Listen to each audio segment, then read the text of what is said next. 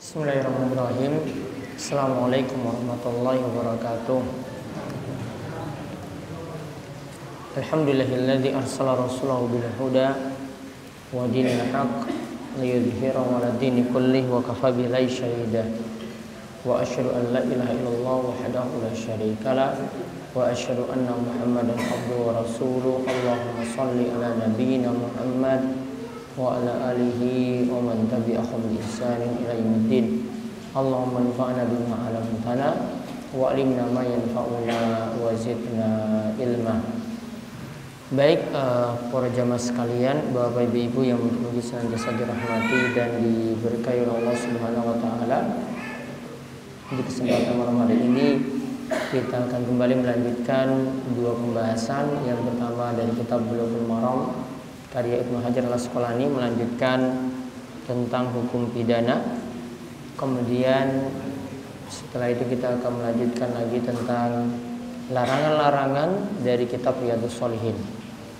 Baik, kita lanjutkan Kitabul Hudud dari Bulughul Maram, masuk pada pembahasan yang baru, bab Haddul Qadhaf, yaitu bab tentang hukuman bagi orang yang menuduh zina.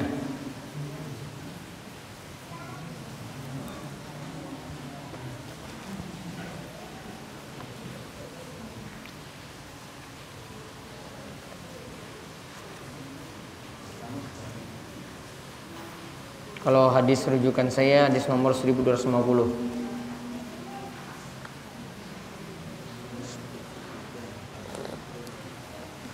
Jadi diistilahkan dengan qadhaf. Qadhaf itu secara bahasa melempar dengan batu. Qadhaf itu secara bahasa itu artinya melempar dengan batu. Di mana lemparan ini memudaratkan atau membahayakan. Maka ada larangan kalau yang biasanya buru hewan dilarang melakukan qadhaf, itu artinya dilarang berburu dengan menggunakan batu. Untuk nembak itu menggunakan batu. Contoh misalnya dengan menggunakan ketapel itu untuk berburu burung misalnya, itu enggak dibolehkan. Karena ini masuk dalam istilah qadhaf, dan Rasulullah SAW itu melarang berburu hewan dengan menggunakan cara qadhaf tadi. Dulu pernah kita bahas ketika bahas masalah hewan buruan atau cara berburu. Adapun istilah yang kita bahas dengan qadhaf sini adalah menuduh seseorang berzina. Menuduh seseorang berzina. Disamakan tadi dengan melempar batu, artinya ya sama seperti melempar, artinya yang tidak punya salah apa-apa dia tuduh berzina atau selingkuh. Dan kadang kalimatnya sederhana. Ini dicontohkan oleh para ulama yang dimaksudkan dengan qadhaf seperti kalimatnya. Dia panggil laki-laki misalnya, ya zanin, wahai pezina. Atau anta zanin, engkau itu pezina atau pelacur. Padahal ini yang dipanggil ini orang yang baik-baik, orang yang benar-benar jaga kehormatannya, orang yang baik-baik, bukan orang yang memang profesinya seperti itu. Ini orang baik-baik, namun dipanggil semacam tadi. Atau panggilannya misalnya, ya man fa'ala amala qaumi Lut, wahai orang yang melakukan perbuatan kaum Lut. Atau lafaz-lafaz yang tegas semacam itu. Ini lafaz tegas.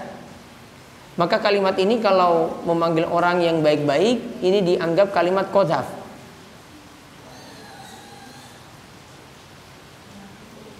Dan ada yang dengan kalimat-kalimat kiasan saja. Ini tergantung dengan niat.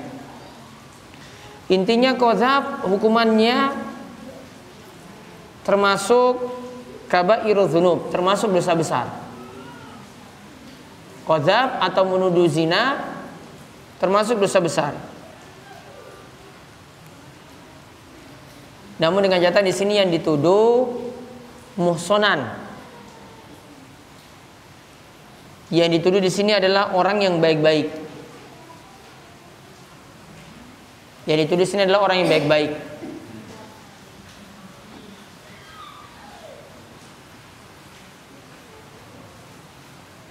Nah, di mana yang dituduh berzina di sini, yang dituduh berzina, dia orang yang baik-baik, dituduh selingkuh dengan orang yang baik-baik. Kalau ini orang yang baik-baik dituduh dengan pelacur misalnya, ya mungkin saja terbukti. Namun kalau ini sama orang baik itu dituduh selingkuh, dituduh berzina, nah ini yang dinamakan dengan qadzaf. Maka tadi ada istilah muhson. Muhson itu ringkasnya orang yang baik-baik, yang punya syarat-syarat. Yang pertama merdeka, yang kedua muslim. Istilah muhson ya, muhson, yang tadi saya istilahkan dengan orang yang baik-baik. Yang pertama merdeka, yang kedua muslim, yang ketiga berakal, yang keempat afif. Afif, berusaha menjaga kehormatan diri dari yang haram, termasuk menjaga dirinya dari zina.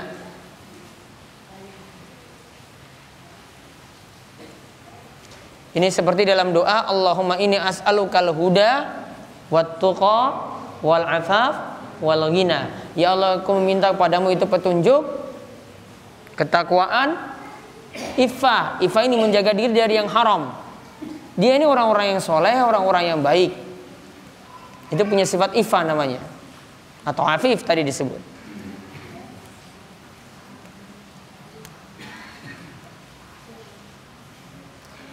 Nah, adapun hukumannya bagi yang melakukan qadzaf dan tidak bisa mendatangkan saksi. Saksinya berapa kalau menuduh zina? Saksinya berapa? 4. Tidak bisa mendatangkan 4 saksi. Maka disebutkan dalam surat An-Nur ayat keempat. Diingat nanti dalilnya surat An-Nur ayat keempat. Walladzina yarmunal muhsanati tsumma lam ya'tu bi arba'ati syuhada. Bagi mereka yang menuduh orang yang baik-baik, wanita yang baik-baik itu berzina, kemudian tidak mendatangkan 4 orang saksi, fajliduhum, maka cambuklah mereka. Samanina jaldatan, cambuklah 80 kali cambukan. Wala taqbalu lahum syahadatan abada wa ulaika humul fasikun. Dan janganlah terima persaksian mereka selamanya, dan mereka yang nuduh tadi termasuk orang-orang yang fasik. Berarti hukumannya 80 kali cambukan, ditambah lagi kesaksiannya tidak diterima selamanya, ditambah lagi dicap sebagai orang fasik.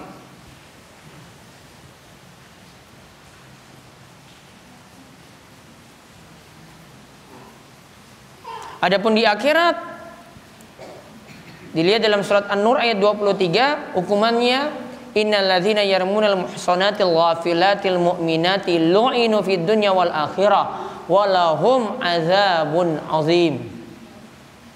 Orang-orang yang menuduh wanita-wanita beriman yang sibuk dengan ketaatan, mereka itu beriman pada Allah, mereka itu dilaknat di dunia dan juga di akhirat, dan di akhirat dapat siksa yang pedih. Dan juga Nabi SAW ini masukkan qadzaf ini sebagai sab'al mubiqat, yaitu 7 dosa-dosa besar. Dan dalam ayat tadi itu dikhususkan yang dituduh di sini adalah wanita yang beriman. Ya, wanita yang beriman, karena qadzaf ini lebih parah kalau yang dituduh itu adalah wanita. Dan wanita itu sulit untuk membela diri. Lalu kenapa yang nuduh kok sampai didapat hukuman yang berat seperti itu 80 kali cambukan? Di antara sebabnya kenapa sampai hukumannya itu ada, yaitu alasannya yang pertama ingin menjaga kehormatan seorang muslim. Kehormatan seorang muslim gak boleh diinjak-injak. Di fitnah ini, di fitnah itu ada hukumannya. Kemudian yang kedua, tujuannya lagi agar mengajarkan muslim jaga lisan. Agar mengingatkan seorang muslim untuk menjaga lisan. Ini cuma gara-gara omongan loh ini. Fitnah itu dari omongan. Memfitnah orang itu dari omongan. Fitnah seperti ini hukumannya ada 80 kali cambukan. Kemudian sebab yang ketiga kenapa hukumannya ada, karena kita dilarang menyebarkan al-fawahish, yaitu menyebarkan berita-berita keji. Dan enggak setiap berita jelek itu disebar. Termasuk juga kalau jadi wartawan, jadi pembuat berita nggak boleh menyebutkan berita secara rinci. Contoh, cara bunuh diri. Ya, itu kadang kan di berita disebutkan rinci kan. Oh, si ini gantung diri seperti ini caranya. Talinya digantung di atas, kemudian dia bunuh dirinya seperti itu. Kira-kira kalau di berita seperti ini ada yang niru nggak? Tahu cara bunuh diri nggak? Tahu. Kalau nggak dikasih tahu seperti tadi, ya nggak ada yang niru-niru. Wah, ada yang bunuh dirinya lompat dari tebing yang tinggi seperti ini. Wah, dia ujung-ujungnya seperti ini, seperti ini. Ada yang depresi, ada yang punya masalah kejiwaan, sudah stres. Ada mitos lagi apa? Pulung gantung. Ya, apalagi tambah mitos itu lagi, tambah halusinasi lagi. Pokoknya kamu harus bunuh diri. Ya, pokoknya harus bunuh diri. Akhirnya itu yang dilakukan karena niru tadi, niru orang lain. Maka nggak setiap berita itu boleh disebar. Lisan itu perlu dijaga.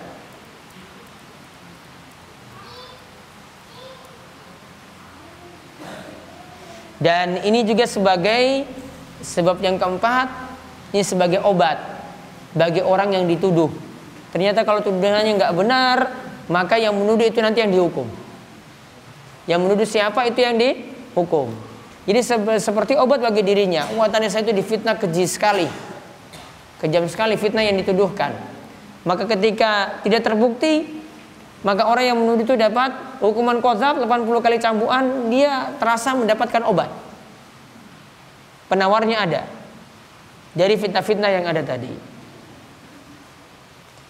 Nah, intinya kalau mempelajari masalah qadzaf, kaji dari surat An-Nur 20 ayat pertama, dari ayat 1 sampai ayat 20.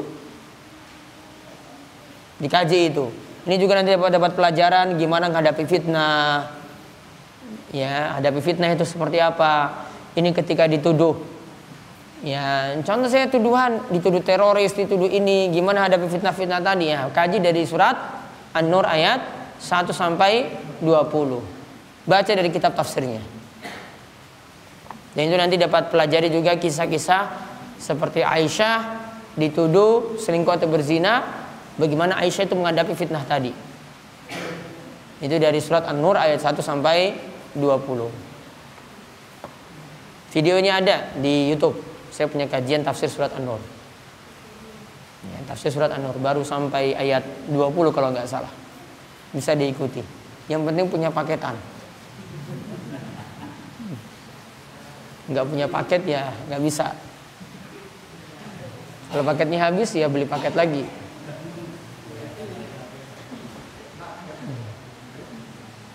Baik, kita lihat hadis yang pertama tentang adanya hukuman qadzaf atau penerapan hukuman qadzaf di masa Nabi Shallallahu Alaihi Wasallam. An Aisyah radhiyallahu anha qalat lamma nazala udhri qama Rasulullah sallallahu alaihi mimbar fa dzakara dzalika wa talal Qur'an falamma nazala amra bi rajulaini wa imra'atin faduribul hadda akhrajahu Ahmad wal arba'a wa asyara ilaihi al-Bukhari. Coba Pak Selamat baca artinya. Dari Aisyah yang berkata, ketika turun ayat yang membebaskanku dari tujuan melakukan penyelewengan, Rasulullah Shallallahu Alaihi Wasallam berdiri di atas mimbar. Beliau menyebut masalah tersebut dan membaca Al-Quran. Setelah turun dari mimbar, beliau memerintahkan 2 orang laki-laki dan seorang perempuan agar dicambuk.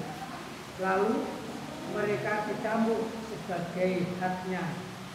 Hadis riwayat Imam Ahmad dan Imam Empat. Bukhari hanya memberi isyarat. Baik. Nah sebenarnya kisah ini secara lengkap itu ada hadis yang panjang. Ada hadis yang panjang yang menceritakan tentang kisah ini, yaitu ketika Aisyah itu dituduh selingkuh. Kenapa sampai Aisyah bisa dituduh selingkuh? Suatu saat Aisyah itu pernah ya sebagaimana kebiasaan Nabi SAW kalau pergi safar, istrinya yang banyak tadi itu diundi. Ya, istrinya yang banyak tadi diundi. Yang dapat giliran safarnya ini bukan jalan-jalan ke Singapura, bukan jalan-jalan pergi ke tempat wisata, bukan. Safarnya ini perang. Ketika itu dapatlah giliran Aisyah radhiyallahu anha. Aisyah dapat undian bersafar dengan Nabi SAW untuk pergi perang. Pulang sudah selesai perang, kemudian balik ketika itu sampai di suatu tempat yang mau mengarah ke kota Madinah. Ada suatu hajat dan Aisyah turun dari Jenderal Sudirman biasanya pakai apa? Tandu ya. Ya, pakai tandu. Ya, dari tandunya tadi karena yang bawa itu para sahabat Nabi Shallallahu Alaihi Wasallam. Dia ingat ketika para sahabat ini membawa tandu, itu nggak pernah ngobrol dengan Aisyah, nggak pernah ngobrol dengan Aisyah. Mau tanya Aisyah sudah di dalam ataukah belum, itu nggak ditanya. Aisyah punya hajat, dia tunaikan, kemudian dia naik lagi di atas tenda, ada urusan di situ, kemudian Aisyah turun. Dan yang bawa tandu tadi ini rasa, wah ini kayaknya Aisyah sudah di dalam ini, tanpa nanya-nanya. Ini tanda bahwasanya Aisyah itu dalam tandu dengan tidak itu sama saja.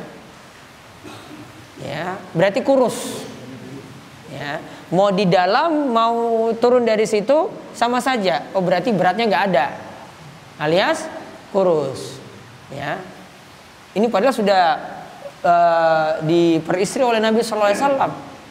Kalau istri-istri bapak ibu-ibu sekalian kan makin lama makin lemu kan. Nah, kalau ini enggak, mau di dalam tandu mau di luar tetap sama. Nah ketika itu mereka rasa, wah ini kayaknya sudah di dalam tandu nih, di bawah tadi tandu yang kosong. Aisyah ketinggalan di situ. Dia sedang mencari kalungnya yang tertinggal. Dia sedang mencari kalungnya yang tertinggal. Ya, ditinggallah Aisyah di situ. Dan kebetulan ada sahabat juga yang tertinggal di belakang. Akhirnya lihat Aisyah itu nangis, duduk termenung di situ seorang diri. Gak ada yang lain yang menemaninya. Ya, kemudian sahabat ini bawa hewan tunggangan, tanpa bicara banyak juga naikkan Aisyah di hewan tunggangan tadi, kemudian dia bawa Aisyah sampai di kota Madinah. Sampai di kota Madinah ada orang yang namanya Abdullah bin Ubay bin Salul, itu membuat gosip. Abdullah bin Ubay bin Salul itu membuat gosip bahwa Aisyah itu ternyata dia telah tadi habis selingkuh dengan laki-laki ini. Habis selingkuh dengan laki-laki ini. Dan Aisyah sebenarnya nggak mendengar gosip ini. Setelah pulang dari safar tadi, Aisyah dalam keadaan sakit 1 bulan nggak keluar rumah. 1 bulan nggak keluar rumah. Baru kemudian setelah 1 bulan dia tahu bahwasanya dia dituduh telah berselingkuh dengan laki-laki tadi. Aisyah sedih sekali dengan tuduhan tadi. Tambah sakit lagi. Aisyah kemudian jatuh sakit lagi. Nah setelah itu Rasulullah SAW mendiamkan Aisyah. Karena Rasulullah SAW masih dalam pertimbangan ini benar enggak, benar enggak. Sampai turun wahyu dulu baru dia bisa membenarkan hal itu. Berlalulah waktu sambil menunggu Aisyah itu diturunkan wahyu khusus untuk beliau, khusus untuk Aisyah radhiyallahu anha. Maka turunlah surat An-Nur ayat ke-11. Ini yang tadi dibacakan di sini. Ketika turun ayat yang membersihkan namaku, yaitu maksudnya adalah surat An-Nur ayat ke-11. Innal ladzina ja'u bil ifki usbatum minkum. Dan mereka yang menuduhkan tanpa bukti itu adalah golongan di antara kalian. Baru setelah itu pembebasan Aisyah dari tuduhan selingkuh tadi. Akhirnya dengan turun surat An-Nur ayat 11 tadi, Aisyah terbebas dari tuduhan selingkuh. Wah, begitu senangnya sekali Aisyah ketika turun ayat yang khusus membicarakan beliau. Ayat yang khusus membicarakan Aisyah radhiyallahu anha. Surat An-Nur ayat berapa tadi? 11. Ya, pada ayat inilah maka dikatakan tadi Rasul naik mimbar baca ayat tersebut, maka ketika beliau turun dari mimbar didatangkanlah 2 orang laki-laki dan 2 orang perempuan, kemudian dikenakan hukuman had qadhaf. 3 orang ini siapa? Yaitu 2 orang laki-laki itu Hassan bin Thabit dan Mistah bin Utsasah. Hassan bin Thabit dan Mistah bin Utsasah. Dan perempuannya Hamnah binti Jahsh. Hamnah binti Jahsh. Berarti tidak hanya 1 orang. Tidak hanya 1 orang, namun 3. Lalu tadi kok Abdullah bin Ubay bin Salul kok tidak dikenakan hukuman qadzaf? Padahal sebenarnya berita itu dari dia. Yang buat gosip itu dari dia. Ada beberapa alasan. Ternyata Rasulullah SAW bisa main politik juga di sini. Ya, di sini Ubay bin Salul itu ternyata punya pengikut banyak. Ya, punya pengikut banyak. Nah, untuk menetapkan Ubay bin Salul, Abdullah bin Ubay bin Salul ini sebagai orang yang terkena qadzaf, ini berat sekali. Dan dia itu orang yang sayyid mutla'an. Dia itu seperti kiai yang ditaati di tempatnya, di daerahnya. Maka kadang orang yang keliru ini nggak kena hukuman karena beberapa sebab. Cara berpolitik Nabi SAW seperti itu. Andai kalau Abdullah bin Ubay bin Salul itu ditangkap, coba apa yang terjadi pada kaumnya? Berontak nanti. Kalau Rasulullah SAW ingin menarik ta'liful qulub, ingin menarik kaumnya ini supaya tertarik pada Islam. Namun kalau ini dihukum, wah sudah jadi masalah. Itu jadi pertimbangan yang pertama. Kemudian pertimbangan yang kedua,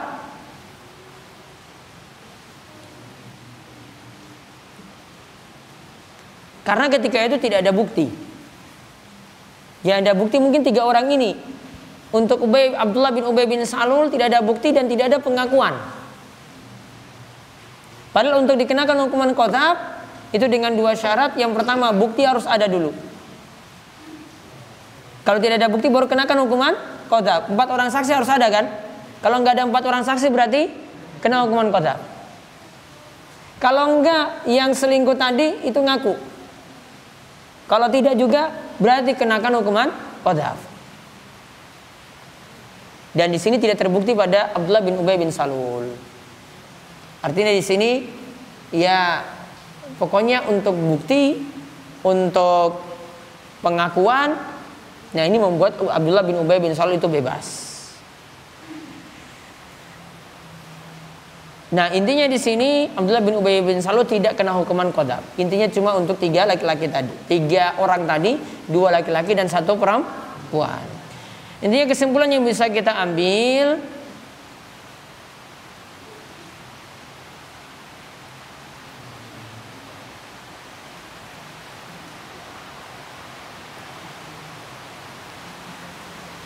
ada hukuman qadzaf bagi orang yang menuduh zina.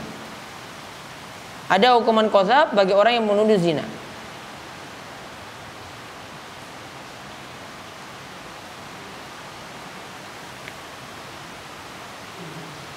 Kemudian faedah yang kedua, hukuman qadzaf itu bisa dikenakan lebih daripada 1 orang. Hukuman qadzaf bisa dikenakan lebih daripada 1 orang.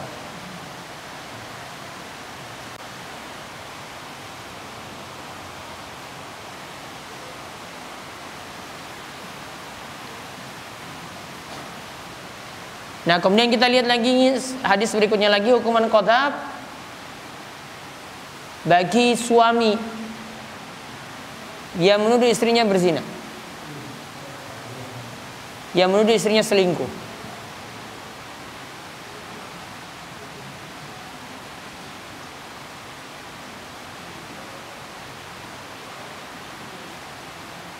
Di qadzaf dari suami pada istri, artinya suami ini nuduh istrinya selingkuh. Ingat di sini sebagai rincian dalam menuduh zina, bisa saja yang dituduh ini orang lain, nggak ada hubungan suami istri, dan bisa jadi hukum yang dituduh itu adalah yang masih punya hubungan suami istri. Nah kalau yang dituduh ini yang bukan suami istri, kalau yang dituduh ini bukan suami istri, artinya ini orang lain, tetangganya dia tuduh, wah itu selingkuh dia,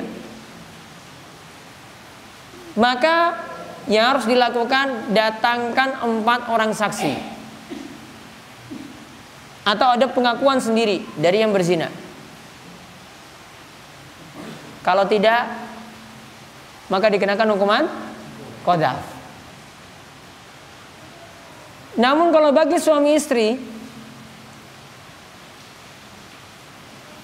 bagi suami istri yang dilakukan kalau ingin menuduh istrinya selingkuh, maka yang pertama datangkan 4 orang saksi sebagai bukti.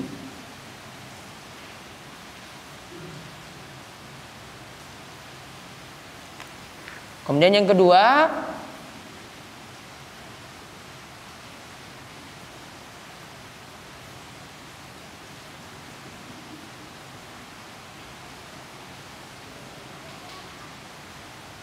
dikenakan hukuman qadzaf. Dikenakan hukuman qadzaf. Atau memilih melakukan li'an. Memilih untuk melakukan li'an, yaitu sumpah saling melaknat. Yaitu sumpah saling melaknat.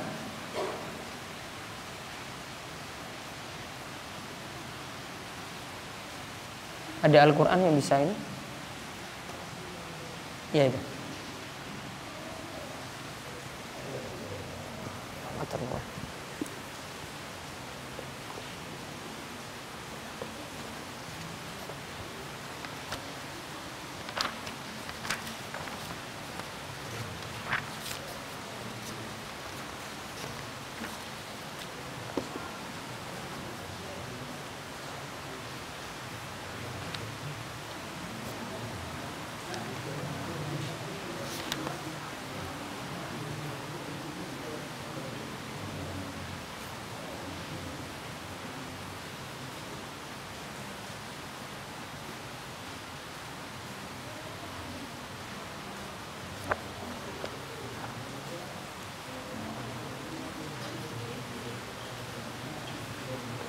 Nanti lihat pembahasannya untuk suami istri tadi, sumpah saling laknat itu di surat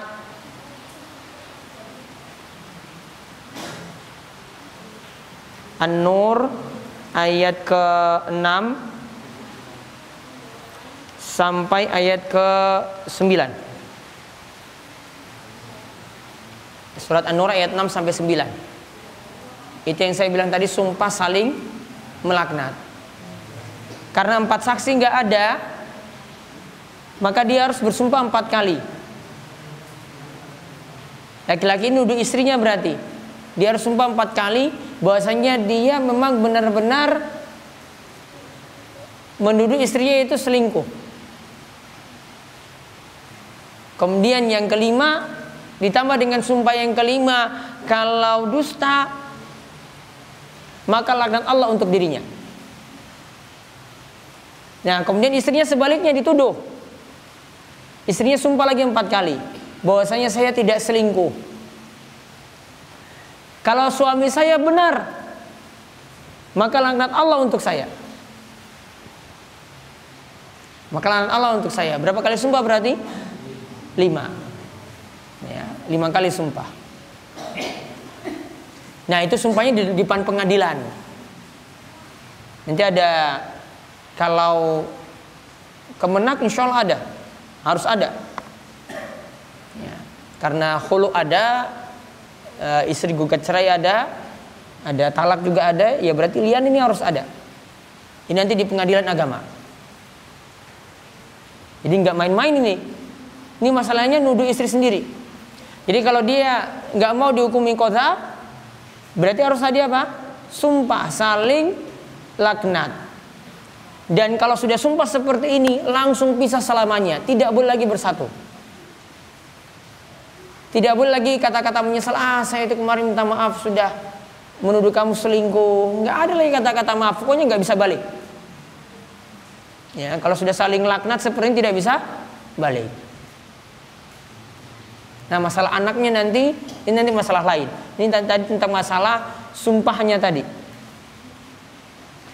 Nah, yang disebutkan dalam hadis kedua di sini dari Anas bin Malik, ini tentang awal li'an di masa Islam itu terjadi pada Syarik bin Sahma, pernah menuduh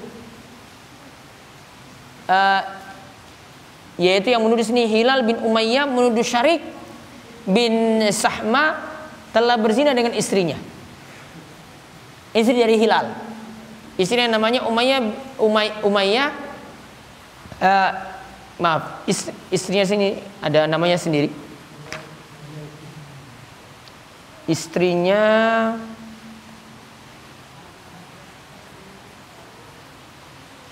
Khawlah binti Asim. Maka ketika itu Rasulullah SAW itu katakan, al-bayyinah, datangkan bukti, kalau tidak maka engkau akan kena hukuman qadzaf di punggungmu. Ya, engkau akan hukuman qadzaf di punggungmu. Nah, adapun penjelasan selanjutnya insyaallah kita bahas pada pertemuan berikutnya.